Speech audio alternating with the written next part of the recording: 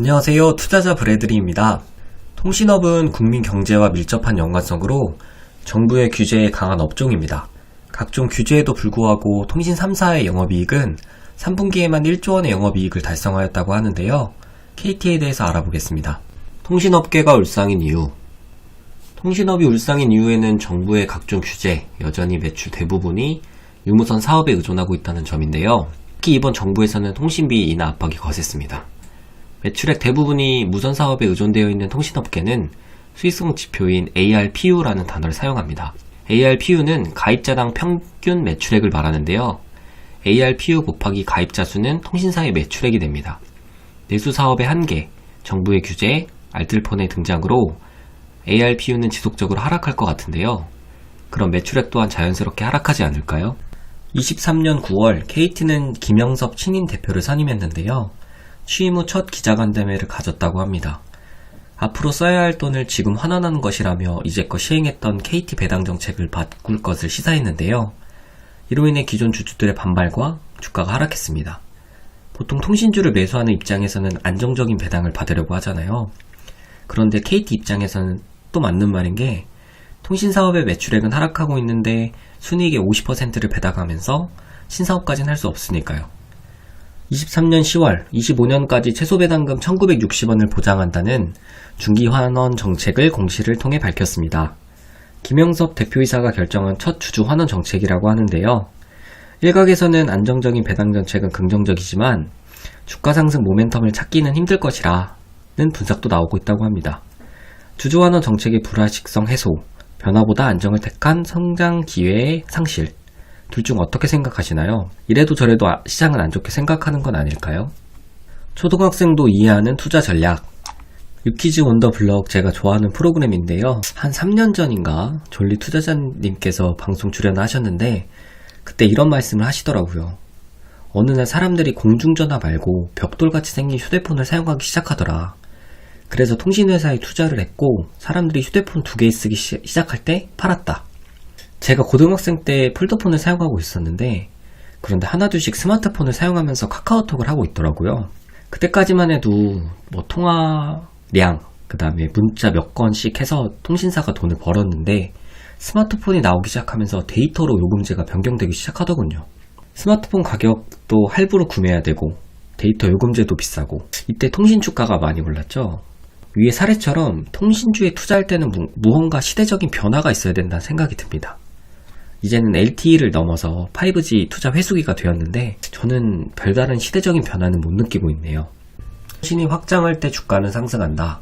유한타증권 애널리스트 보고서인데요. 중장기적으로 통신의 확장을 통한 성장이 통신업종 주가 상승을 견인할 전망이라고 합니다. 90년대 이후 통신업종 주가 사이클은 4개 구간으로 나누어지며 두 건의 상승기를 경험했다고 하는데요.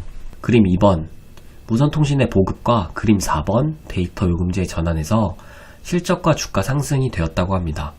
따라서 통신업 주가 상승에는 통신업의 확장과 성장이 전제되어야 하는데요. 인터넷 데이터 센터와 클라우드, 생성형 AI로 인해서 데이터 트래픽이 증가함에 따라 시장 성장에 견인할 것이라고 말하고 애플의 헤드셋, 커넥티드 카와 같이 IoT가 통신업의 확장을 뒷받침한다고 말합니다. 제 경험보다 객관적인 데이터로 설명해 주시네요.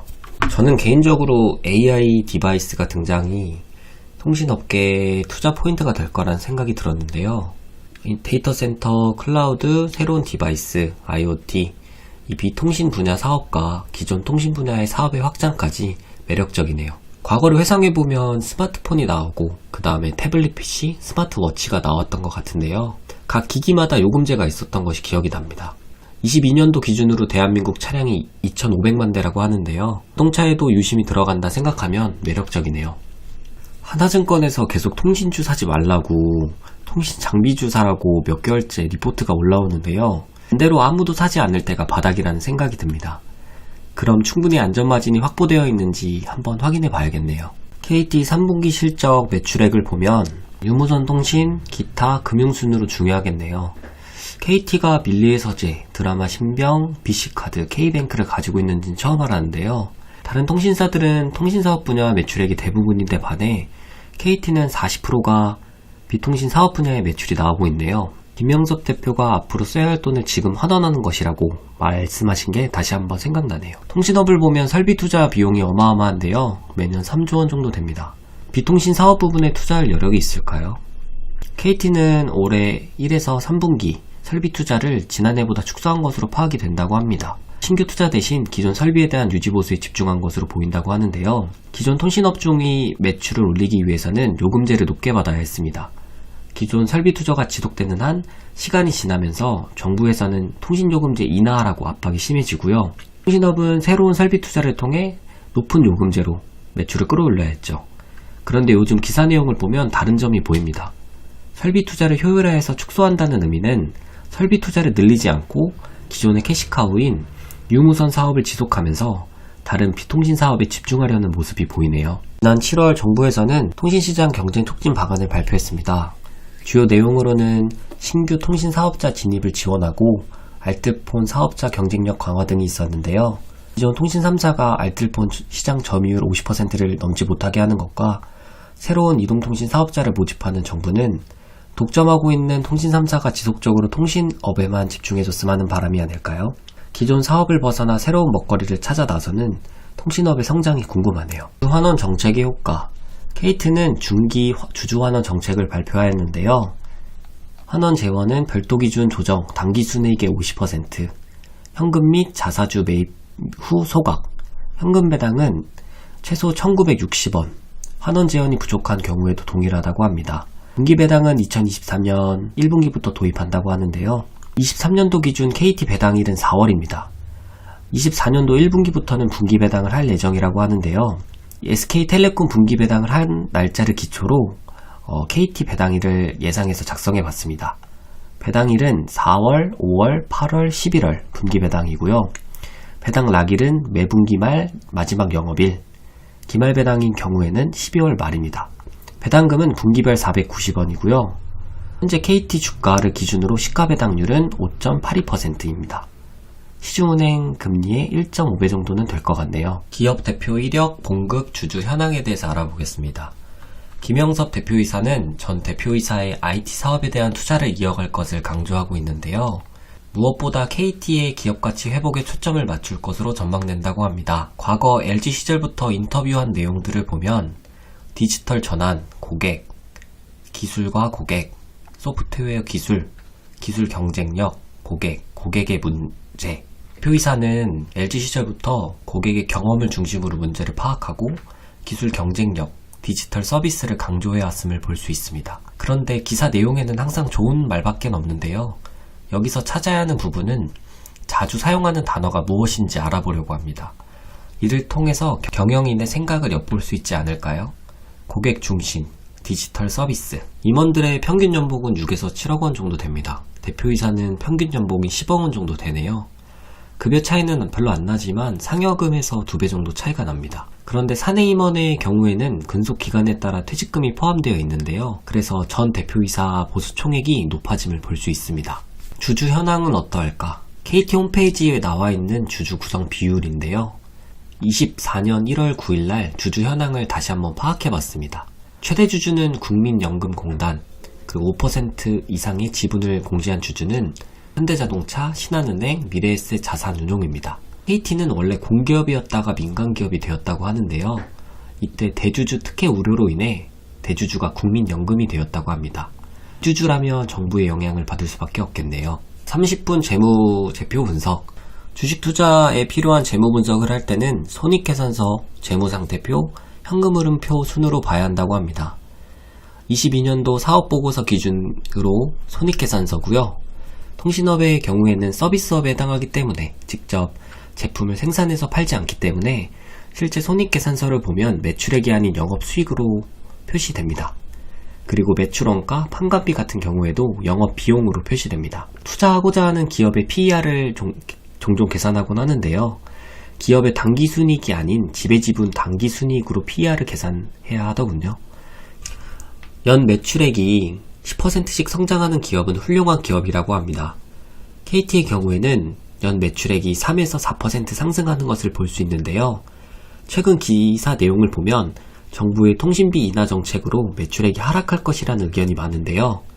얼마나 포트폴리오가 다각화되어 있느냐에 따라 통신사별 연 매출액 상승폭이 달라지겠네요. KT의 경우에는 비통신사업이 40%를 차지하는 것을 볼 수 있습니다. 기업이 판매하는 물건이 제품인지 상품인지는 알아야 되는데요. 제품은 직접 만들어 생산한 것을 말하고 상품은 이미 만들어져 있는 물건을 다시 사와서 파는 것을 말합니다. KT에도 재고자산이 있는데요. 재고자산은 상품이었습니다. 통신비 받는 기업이 상품이 무엇이 있을까 생각해 봤는데요. 스마트폰 개통할 때 스마트폰을 자급제로 개통하시는 분들도 있지만 아직까지는 대부분을 대리점에서 스마트폰 받아 개통하잖아요. 이러한 재고자산임을 알 수 있습니다. 기업의 비용 구조 파악하기. 기업의 비용 구조를 파악해야 앞으로 손해가 더 날 것인지, 원재료비 하락으로 영업이익이 개선될지 알 수 있는데요. 통신업의 경우에는 총업원 급여, 감가상각비, 지급수수료, 판매수수료가 가장 많은 비용을 차지하고 있습니다. 비용 구조를 파악할 때 고정비와 변동비를 나누어 파악해야 되는데요. 고정비가 많은 기업인 경우에는 매출액 상승으로 영업이익이 개선돼야 하고, 변동비가 많은 기업인 경우에는 비용 효율화를 통해 영업이익이 개선이 됩니다. 종업원 급여, 감가상각비, 지급수수료 등 고정비 비중이 큰 통신업의 경우에는 매출액 상승으로 영업이익이 개선돼야겠네요. 유무형 자산 변동 내역을 확인하는 이유는 감가상각비 때문입니다. 자산을 취득하고 난 뒤에는 원가를 바탕으로 매년 나눠서 감가상각을 하게 됩니다. 감가상각비는 손익계산서의 매출 원가로 잡히는데요.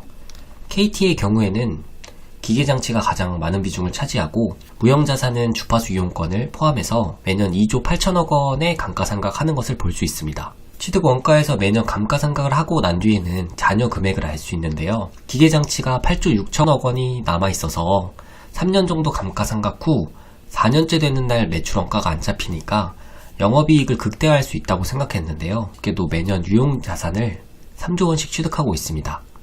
감가하고 다시 사고 감가하고 다시 사는 형태입니다. 결론은 고정비가 영업 비용을 대부분을 차지하고 있다면 매출액 상승밖에 영업이익을 늘릴 방법이 없는데요. 현재 스마트폰 보급률이 100%라고 하는데 기존 통신사업 확장과 비통신 사업을 통해 매출액 확대할 수밖에 없을 것 같네요. 다음은 재무상태표의 자산을 확인해 보니 23년도 3분기를 보면 매출 채권이 9조 3천억이 늘어난 것을 볼 수 있습니다. 미수금이 1조 4천억 원이 늘어났는데 이유를 찾아보니 BC카드 신용판매 자산이 늘어난 것을 볼 수 있습니다. 손실충당금은 3억 8천만 원밖에 설정이 안 되어 있어서 확인해 보니까 신용판매 자산의 경우에는 대손 위험이 적어 대손 충당금이 적게 설정되어 있더군요. 그래도 불구하고 매출액이 전년도와 비슷한데 매출 채권이 늘어나는 것을 보니 주의 깊게 지켜봐야겠네요. 다음은 부채입니다. 갑에 위치해 있을수록 매출 채권보다 매입 채무가 더 많다고 하는데요. KT의 경우에도 매출 채권보다 매입 채무가 더 많네요. 3분기 보고서를 보면 매입 채무가 1조 7천억 원이 늘어난 것을 볼 수 있는데요. 전년도 대비 BC카드 신용판매 부채가 1.2조 원 늘어난 것 때문이네요. 단기 차입금 상환 계획을 파악해야 되는데요.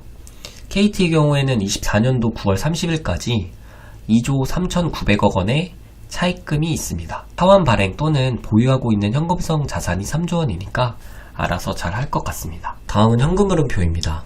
기업이 돈을 벌어서 현금 흐름에 실제로 현금이 들어올 수도 있고 매출 채권, 매입 채무, 감가상각비 증감에 따라 왜곡이 생길 수도 있습니다. 조정이라는 계정가복이 나오는데요. 실제 현금이 유출 또는 유입되었는지 손익계산서와 비교하면서 영업활동 현금 흐름을 조정해줍니다.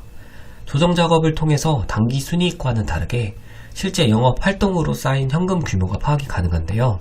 현금 흐름 조정에서 봐야 할 내용은 위 6가지입니다. 출채권, 매입 채무, 감가상각비 등등 손익계산서와 재무상태표에 적어 놓았던 내용들과 일치하네요. 정상적인 기업은 단기 순이익보다 영업활동 현금 흐름의 규모가 크거나 비슷하다고 하는데요. 결론은 영업 플러스 투자 마이너스 재무 마이너스네요. 영업으로 벌어들인 돈으로 금융자산과 유형자산을 취득하고 재무활동을 통해 기존 차입금을 상환하는 이상적인 현금 흐름이네요. 기업의 운정자본과 차입금으로 충분히 투자자산을 매입하고 자본금 변동 없는 KT는 우량기업이네요. 재무제표 활용입니다. 먼저 재무 건전성은 유동비율, 부채비율, 이자, 보상비율 등 지표의 움직임은 단기적으로 주가와 크게 상관이 없다고 하는데요. 하지만 재무 안정성이 떨어지는 기업들은 회복 불가능한 피해를 줄 수 있으니 한 번씩 확인해 봐야겠네요. 유동비율 115.2%, 부채비율 134.9%, 이자 보상 배율 5.3배. 다음은 활동성입니다. 회전 일수가 길어질수록 기업의 운전 자본이 부족해지는데요. 그럼 과거보다 악화되어 있는지 판단하면 되겠네요. 회전 일수가 길어지는 이유는 두 가지인데요. 매출의 하락으로 회전이 늘어나는 경우와 매출은 유지되지만 매출 채권이 늘어남에 따라 운전 자본이 부족해지는 경우입니다. KT는 매출 채권이 늘어남에 따라 회전 일수가 길어지고 있다는 것을 알 수 있네요. 마지막으로 수익성입니다. PSR이 낮은 기업들은 현재 시가총액보다 매출액이 크다는 의미인데요. KT의 시가총액과 매출액을 보면 확연히 비교가 되네요. 실제로 저 PSR 기업들은 영업이익률이 낮은 기업인데요.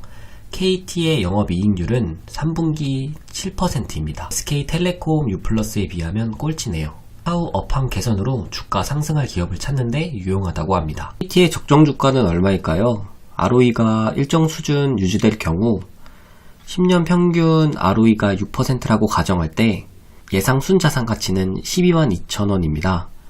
예상 순자산 가치와 현재 주가를 나누면 종목의 기대수익률인 13.7%가 나오는데요. 목표 기대수익률인 12%와 비교하였을 때 투자 종목에 해당합니다. 매수가는 39,241원, 매수가 대비 현재 주식의 가격은 13.86%의 매수 범위 안에 있습니다. 매도가는 56,500원인데요. 매도가 대비 현재 주식의 가격은 40% 정도의 안전마진이 있습니다. 허가 10 이하, 그리고 PBR이 1 이하일 경우에는 적정 주가는 EPS에 10을 곱하고 BPS와 더한 다음에 나누기 2를 해주면 됩니다. 자사주 제외 적정 주가는 6361원이고 매도가 대비 현재 주식의 가격은 44%의 안전마진이 있습니다. KT의 적정 주가는 56,499원에서 6361원 사이에 있네요. 더 많은 정보가 궁금하시면 브래드리스의 자산배분 투자 블로그를 방문해 주시면 감사합니다.